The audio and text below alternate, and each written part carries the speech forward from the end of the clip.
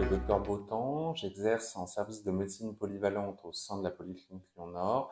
Mes spécialités sont la douleur cancéreuse chronique ou la douleur chronique non cancéreuse, les soins de support oncologique ainsi que les soins palliatifs.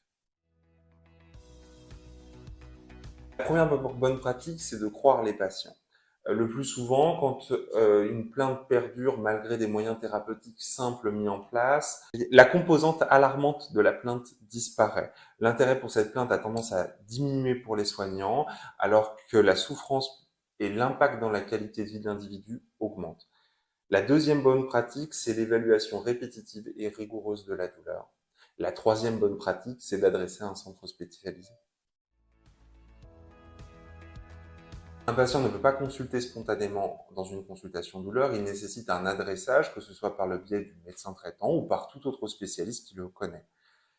Les principaux motifs d'adressage donc sont euh, un diagnostic rare en lien avec la douleur ou la prise en charge d'une douleur chronique ou un syndrome douloureux chronique ou une douleur maladie, c'est-à-dire une douleur qui persiste depuis au moins 6 mois, avec un impact dans la qualité de vie du patient.